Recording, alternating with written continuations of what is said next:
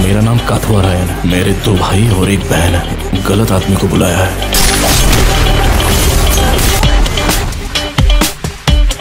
Smarter देना है तो कहाँ जाएगा, दबोच देंगे।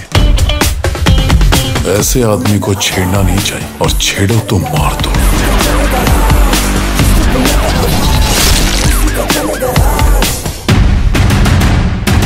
জানতাম, জানো তো দাদু, আমি যখন মাকে নিয়ে ওই বাড়ি থেকে বেরিয়ে আসছিলাম আমার খুব চিন্তা হচ্ছিল।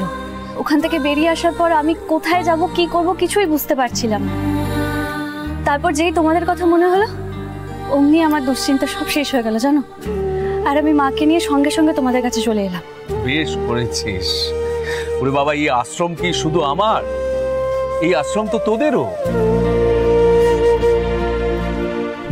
আমি চলে যাওয়ার পর এই আশ্রমের দায়িত্ব আমি তোর হাতেই দিয়ে যেতে চাই। তুই কেন চিন্তা করছিলি আমি জানি না, কিন্তু আনন্দ আশ্রমের দরজা তোর জন্য শুধু আজ নয়, চিরকাল খোলা থাকবে। আমি জানি সুজাতার চিকিৎসা চলছে।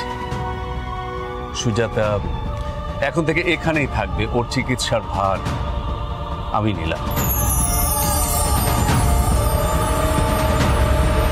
তুই মন থেকে সমস্ত দুশ্চিন্তা সরিয়ে রেখে আশ্রমের কাজে মন দে তো। দেখবি তোর মনের মধ্যে যে কষ্টগুলো জমে আছে সেগুলো ধীরে ধীরে মিলিয়ে যাবে। মেঘলা, তুই আমি কি ঠিক দেখছি? তুই তো আমাদের ভুলেই গেছিস। এখান থেকে যাওয়ার পর আমাদের জন্য মন খারাপ করে না বল তোর? অথচ দেখ, ছোটবেলায় থেকে থেকে ঘুরে ফিরে আমার আঁচর তলায় এসে লুকোতিস। তুই যাওয়ার পর কতদিন চোখের জল ফেলেছি। আহ দিদা, তোমাদের কথা আমি ভুলতে পারি বলো? তোমরাই তো আমার সব। তোমাদের ছাড়া আমি অসম্পূর্ণ গো। এখান থেকে যাওয়ার পর আমার সাথে এত কিছু ঘটেছে, আমি কি করে যে তোমাদের কাছে আসবো সেটাই তো বুঝতে পারছিলাম না। কি হয়েছে মেঘলা? আমায় তো কেউ কিছু জানায়নি। আহা, সব কথা কি তুমি এখানেই শুনবে? যাও, মেয়েটাকে ঘরে নিয়ে যাও, আর সুজাতারও বিশ্রামের ব্যবস্থা করো। এখন থেকে ওরা আশ্রমেই থাকবে, কথা শোনার প্রচুর সময় পাবে। ওমা, তাই? কি ভালো খবর দিলেন যে বাবা। মেঘলাকে ছাড়া আশ্রমটা কেমন ফাঁকা ফাঁকা লাগছিল।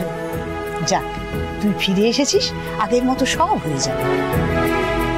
যাও যাও যাও, এবার ওদের ঘরে নিয়ে যাও তো। মেঘলা, একটু বাদে তুই আমার সঙ্গে একটু দেখা করিস, তোর সঙ্গে কথা আছে। আচ্ছা দাদু।